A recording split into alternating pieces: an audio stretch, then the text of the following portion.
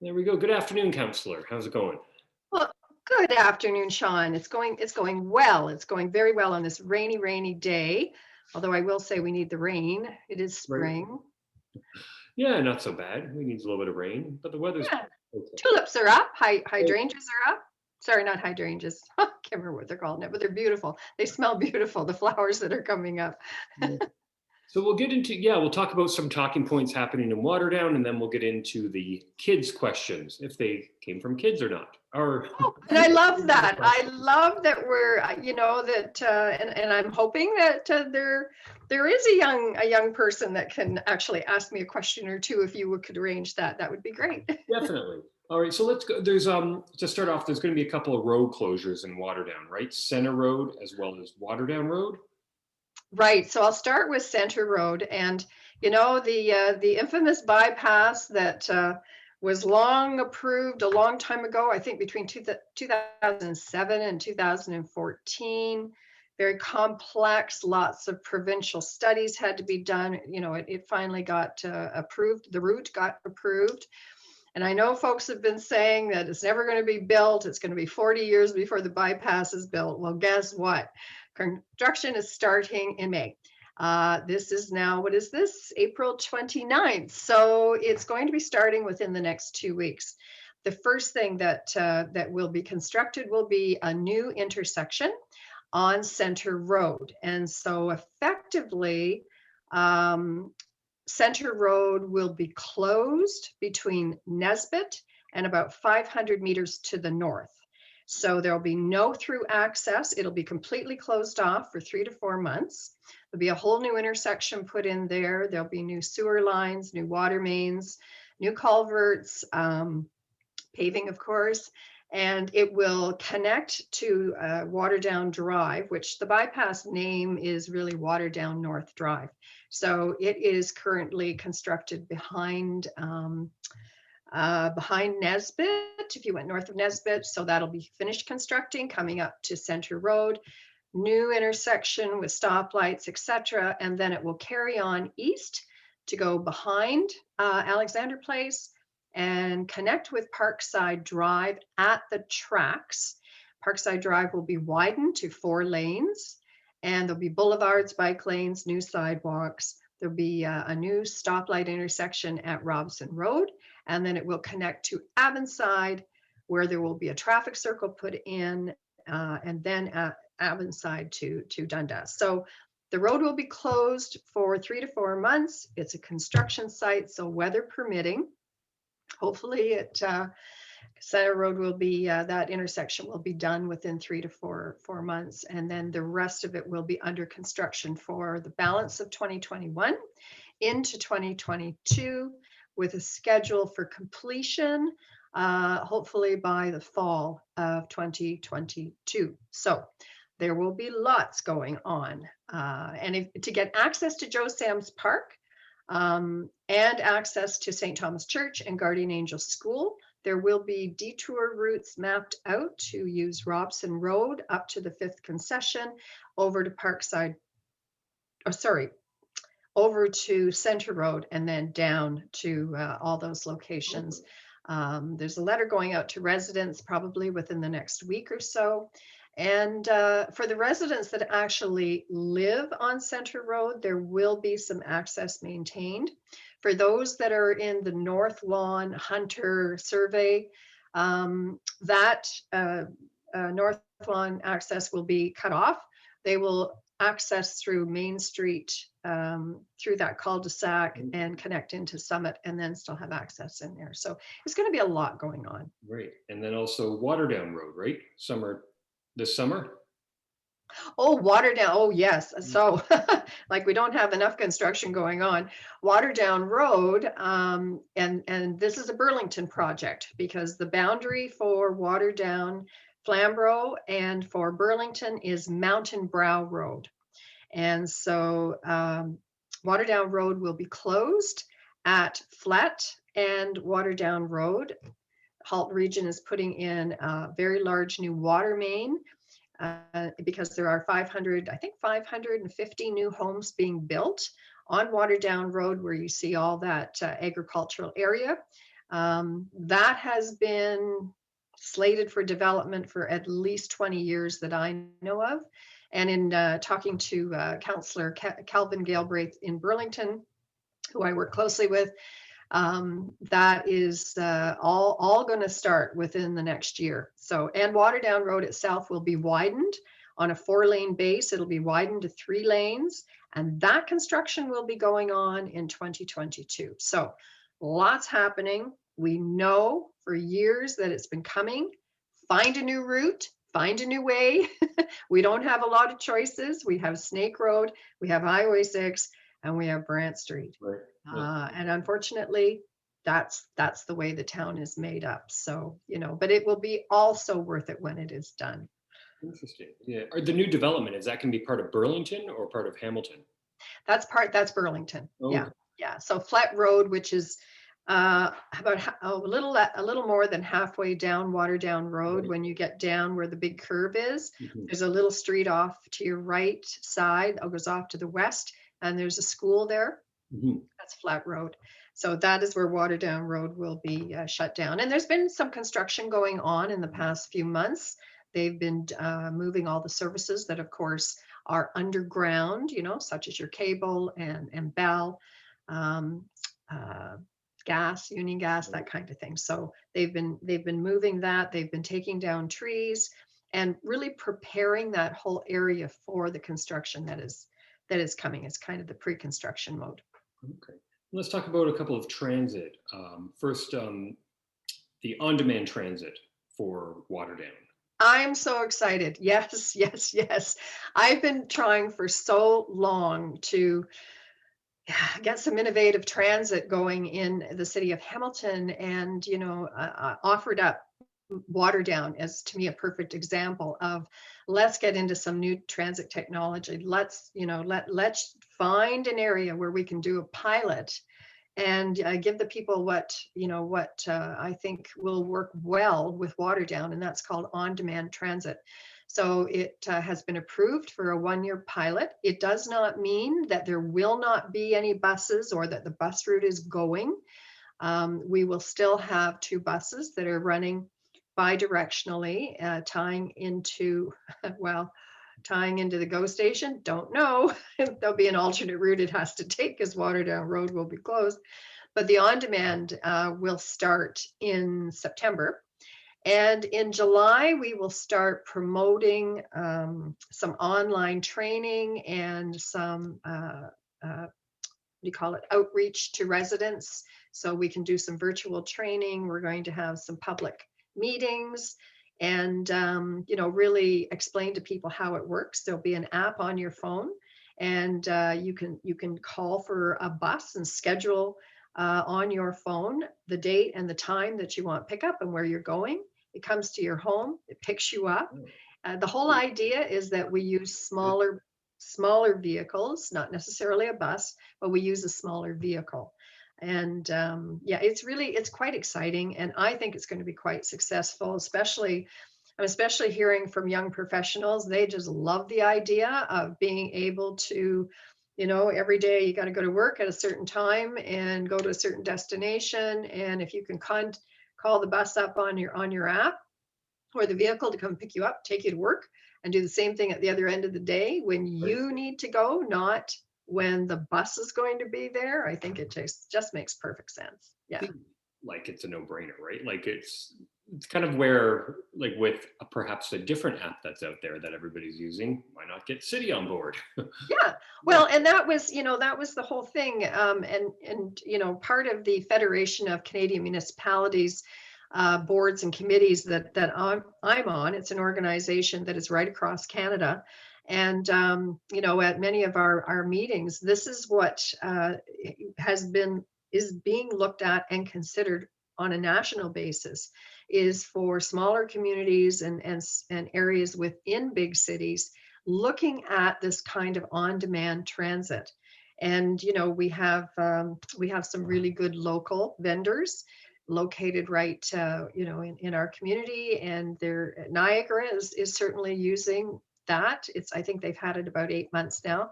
Hugely successful. The demand has gone up like crazy for transit users. So, To me, what it's going to do is really connect people into the business parks, into the new jobs. We have over 3,000 new jobs coming in the next year to Flamborough business parks. Like it's taken 6 years of hard work with staff and myself, staff in economic development, getting these big businesses to commit to come here. So this way, it gives the businesses access to the employee base that they need, and it gives the employees access to get to those jobs if they don't have cars, and the bus route, et cetera, et cetera. So I'm quite excited about it. Very exciting. And then the proposed BRT along Dundas Street in Oh, that's the other one. the one going, I'm assuming people hooking up right with the furthest western point of the subway. Yeah, so Kipling. Right. Kipling? Yeah, I believe it's going all the way to Kipling. So I had a meeting with Metrolink staff. Oh, what's today? Thursday, earlier this week. And, again, this is something that 10 years ago, I started talking to them about getting the GO train, the GO bus to come into Waterdown. And there didn't seem to be much interest. And then a couple of years ago, they contacted me, because I just kept hounding them over the years, as I tend to do. And they contacted me and said, so we have another idea. What about a bus rapid transit that already, exists between Kipling and I'm not sure how far, I think into Mississauga. Mm-hmm. And to better service the Oakville and Burlington area, they're looking at extending the BRT into that area. And they said, why don't we, look at hooking on Waterdown, and we can, put in HOV lanes on Dundas Street. Now, this is going to be strictly on Dundas Street. Right. Okay. And it makes sense, because if someone works in Toronto and they're along Dundas or north, for them to take the GO train out of Aldershot and go into Etobicoke or Mississauga and then try and get onto their transit system and get up north to where they work, you're looking at 2.5-hour travel, right? Mm-hmm. So if you can have the BRT on Dundas Street, which you can then access to get to your job, you're cutting it down to about 50 minutes to an hour and 10 minutes, something like that. So I think it's a lot more palatable. And it's just, we need to get people around in a more efficient manner that is going to be cost effective as well. So I'm thrilled to bits. Again, there's going to be public meetings. There's going to be more information coming out. They're right now assessing where the stops could be. Obviously, we can't widen anything through the center of town, but the bypass will be finished. And so they may look at routing around the bypass and connecting back up to Dundas Street on like coming down Hamilton Street, have a stop there, and then head out to Highway 6 into the business parks. Okay. And they're even looking at potentially the BRT going down the hill and connecting up at McMaster University. Interesting. Yeah, getting people moving around. Yeah, it just makes sense to me. And then, of course, the drum that I keep beating about the BRT in Hamilton, instead of that other little toy train they want to put down the center of King Street and Main Street. If they did the BRT, then they could truly connect, effective, efficient, great transit system going right down the center of Hamilton and connecting to all the communities. We could run a line up to the airport, which, by the way, Hamilton Airport, and a lot of people don't understand this, it is the busiest cargo airport in the entire country of Canada. Well, that's interesting. It is the busiest. It's a 24/7. And they move millions and millions of shipments. The new Amazon plant is being built up there. Okay. Panettone, it's just Cargo Jet's got their new plant is up there. It is humming. You go there at 2 a.m, you would not believe all the action going on around there. It's really quite phenomenal. And yes, I have been there at 2 a.m. It was clear. I was too. I remember. I remember those days of traveling. Yes. Sadly. That's Waterdown secondary plan. What's the update on that? What's going on there? Yes, so again, very, very pleased. The secondary plan has been in the works for about 1.5 years now, and it's usually an 18-month to 24-month process. What we did do was included within the secondary plan, which is looking at the core community of Waterdown and basically saying, what do we want it to look like? What kind of construction do we want to see? What kind of build do we want to see? 3-story limits put on the core? Do we want to have 8-story limits to 10-story limits put on Hamilton Street? What do we want to see constructed? How do we want to see the town of Waterdown evolve over the next 20, 30 years? And that's a really, really important planning process to do, because once you do it and you put it in place, then somebody can't come in and say, I want to put a 6-story building on, sorry, I'm getting all mixed up here, on Dundas Street, going through the core of Waterdown, right? Like at Main Street. So they won't be able to do that. So the update on that is that it will be coming to council for approval in September, October. There's 2 more community meetings planned for it. We've already had 2 meetings, 3 meetings, 3 or 4 meetings over the past year. So I'm really looking forward to getting that done, getting it passed by council, getting it in place. And so, you know, there's no more blindsiding of buildings coming in and wanting to be built that really shouldn't be there. It looks like there's a new for sale sign on the old fireworks building that everybody keeps asking about. It's now for sale again. I don't understand that. I don't. As far as I knew, they had their site plan.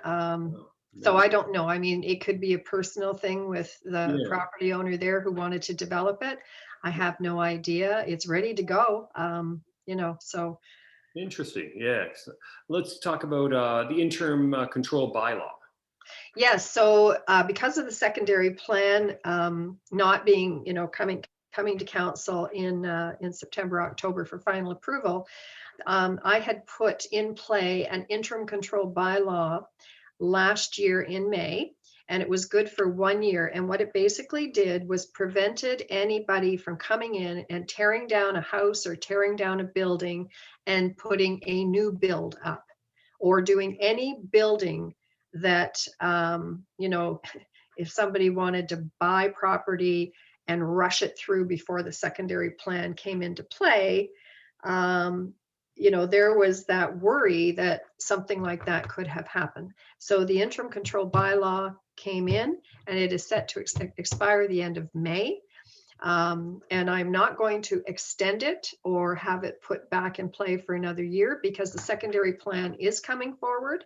It will be voted on, and you know, that will be coming forward within 3 or 4 months. And there isn't time for anybody to buy a piece of property, or even if they've bought property, come in and get their permits to do any building that wouldn't be allowed in that area.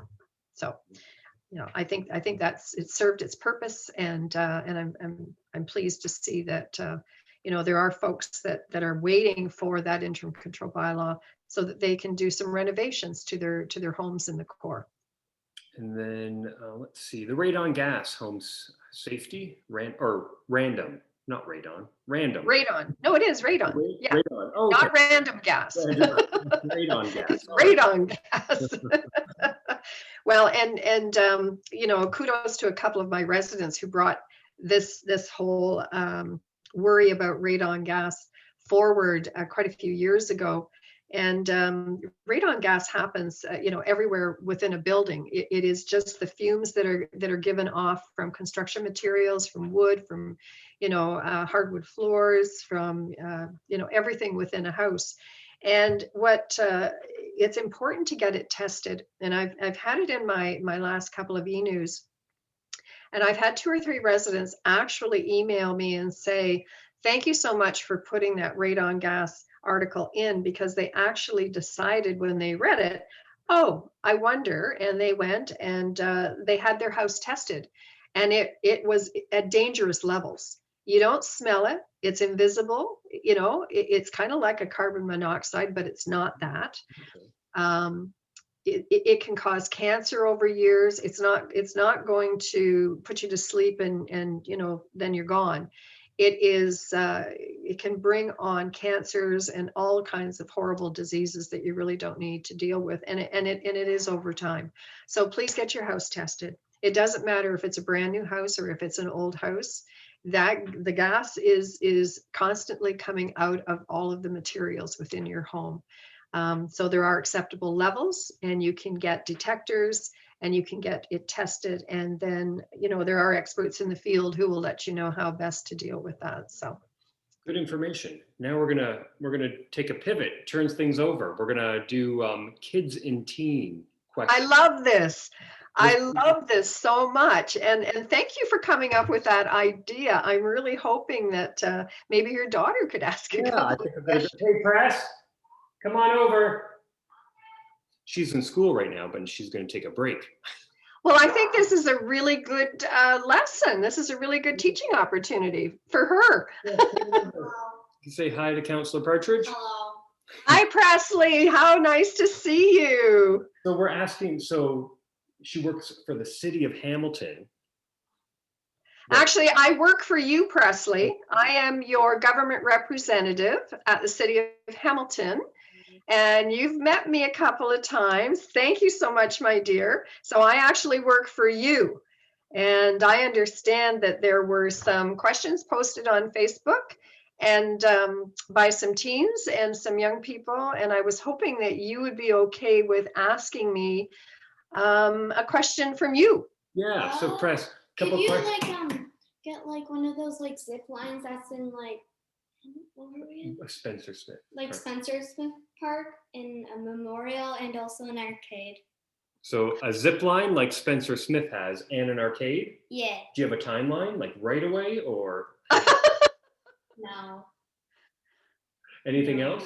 No. All right, let's see what she. Oh, the zip line, Presley, can I just ask you the zip line, did you say it's at Spencer Smith Park? Whereabouts? It's Spencer Smith. It's like a mini zip line. Like you hold it and you go. Yeah, there's like a seat, there's like a thing you sit on and there's like a thing and then you just push yourself or your parent can push it for you and then you just go. It's not high up or anything. It's just like. Is it part of the playground structure? Like part of. Yeah. Mm-hmm. I love that idea. Do you know what? Thank you, Presley, because I'm going to take that back and ask staff to investigate. I'm always looking for ways that we can, do something a little bit different at Memorial Park. So, your feedback is just so important. Thank you. I really appreciate it.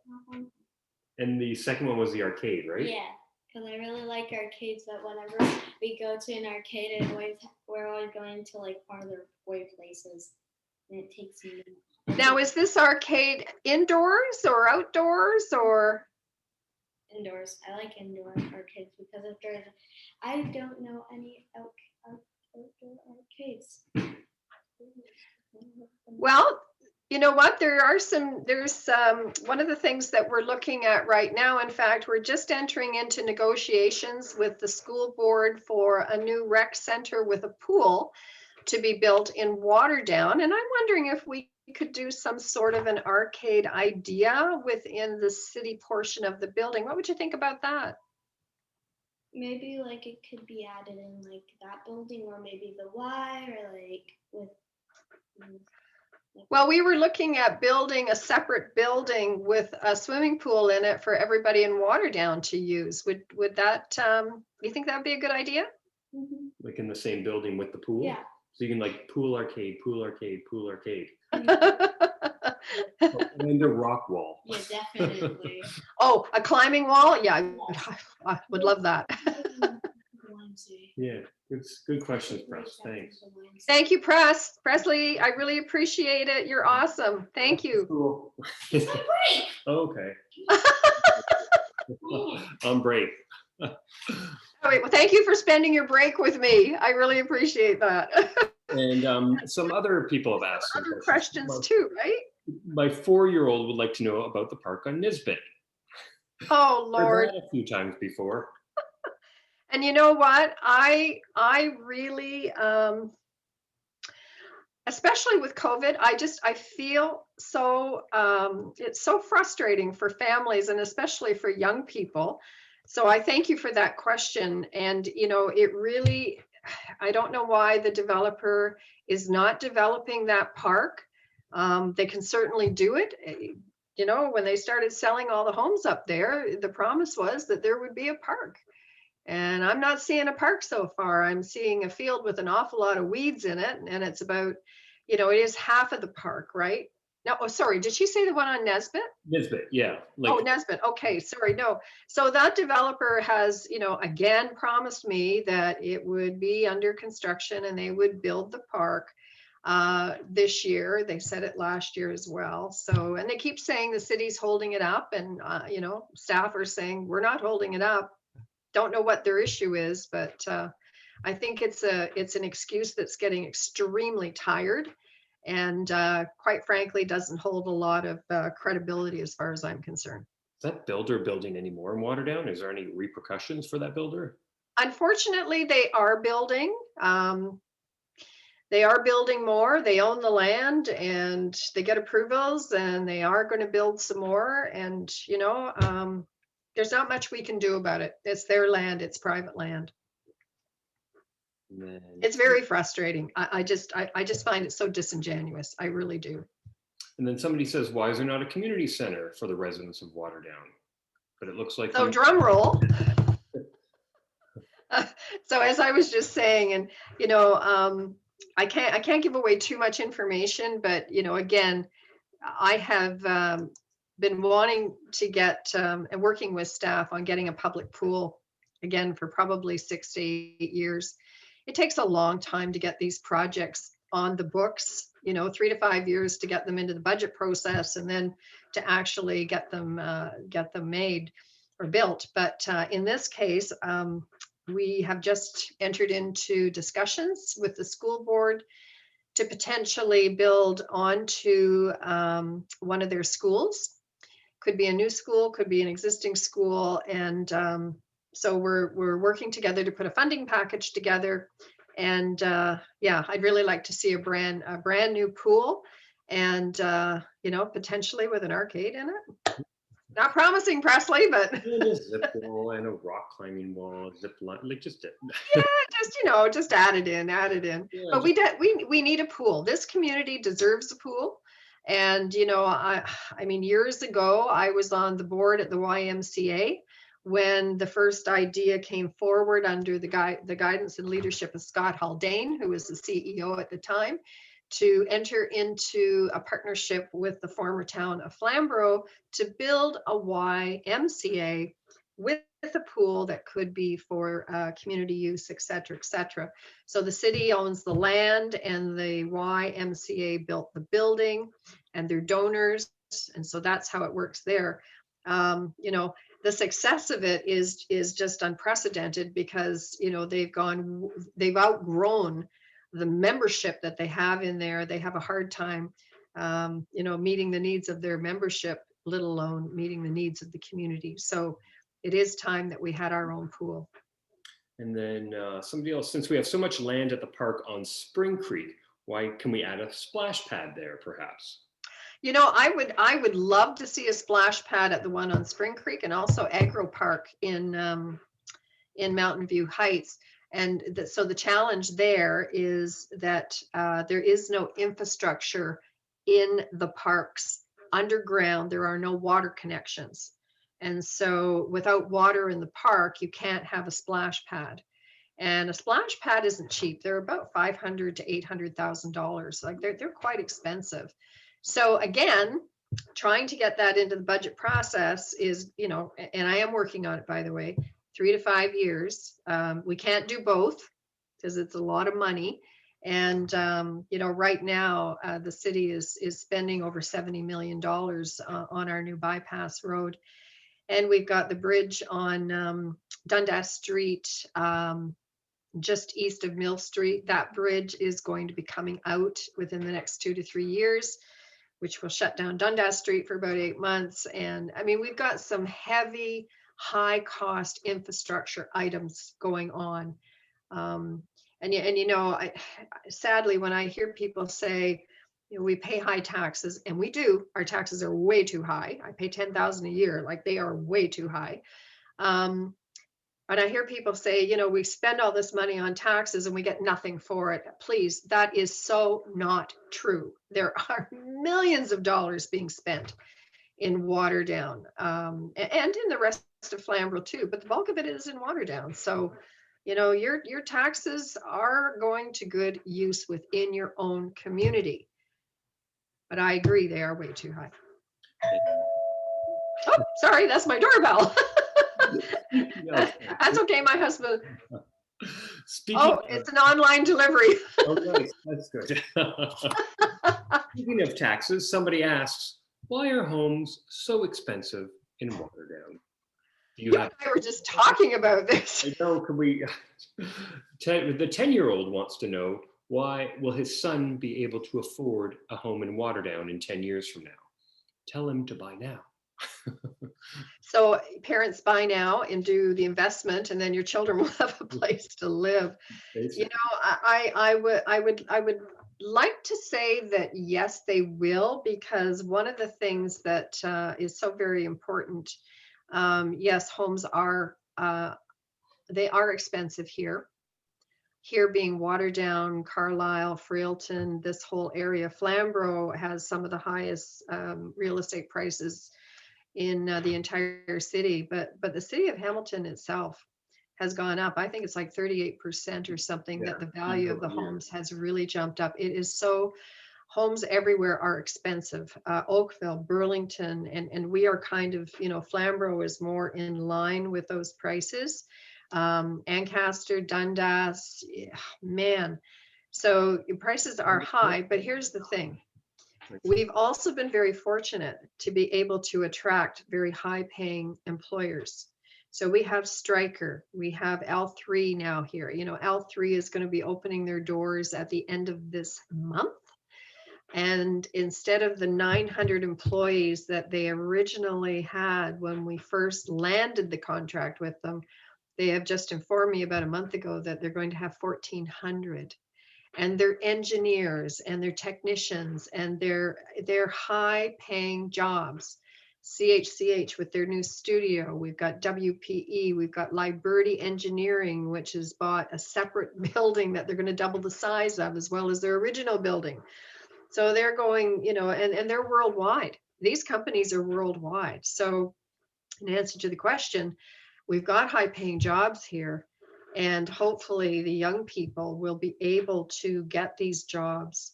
And we also have some new developments coming, which for young professionals now, you know, they don't want the homes that we have necessarily. Mhm. You know, my sons are in their late 20s, early 30s. They've got great jobs. They love their home, but they don't want to live here. You know, when it comes to actually buying something themselves, you know, my oldest son has just bought a condo last year out in Vancouver. And I won't even get started on the cost of that, but you know, Walkability, right? Like, it's a lovely condo, but it's small. right? It's like 800 square feet or 900 square feet, and it's a 2-bedroom. It's lovely. It's got a balcony. That's the norm out there, but that's what his age group wants, right? Especially with the new, like at Highway 5 and 6, like there are some possible developments in the future. If you get walkability, you get condos, people live in them, they walk to the store, they walk to the mall, or they walk to work, they can go on a hike. You don't need the car, and let's travel an hour for work. Yeah, and that's exactly right. You know, I mean, neither of my sons, they're in their you know, in their condos. Their cars don't move all week because they walk to work, or they cycle to work, or they run to work. You know, and that is more what young people want to do, rather than live in the big homes. And you know, it doesn't mean they're not going to have the big mortgage for a smaller place, but they're more connected to their community in terms of access, walkability, trails. We've got some great developments coming for seniors, as well as for young people that you know, are going to be more walkable, and more trails, and more connection to nature, and more connection to things that they really want within their own neighborhood. And that's very important when you look at planning, because you know, and even if you look at it through a climate change lens, because we've made a commitment in the city of Hamilton for, to address the climate change issue. Sprawl does not pay for itself. Mhm. We pay for sprawl. Developers don't pay for sprawl. They have development charges, but that doesn't cover the cost of everything. But the more space you have between buildings, the more effect there is on climate change. Right. So, it Gentrification is just what every city is looking for, right? density. You got to Density. have that density and connectivity, and look at things through that climate change lens, even in terms of the type of materials that you use to build. It is just so very important that and I'm committed to that. I am absolutely 100% committed to addressing that issue. And I sit on the planning committee, and we look at every application that comes in. And one of the questions I always ask is, what materials are you looking to build with? What is this going to look like? Is it bricks and mortar? Is it going to have stone? Is it going to be all pavement, or is there going to be some permeable surfacing? Because permeable surfacing is extremely important, so that water can travel down through the surface as opposed to doing the runoff, because the runoff is just, that ends up in the sewer system and it just costs you more money. So we'll get the SkyTrain from Toronto to Waterdown, right? Is what you're saying? I'm working on it. All right, good stuff. Couple of years, we'll be fine. Just a couple. Yeah, just a couple. Anything else you'd like to chat about that you'd like to bring up?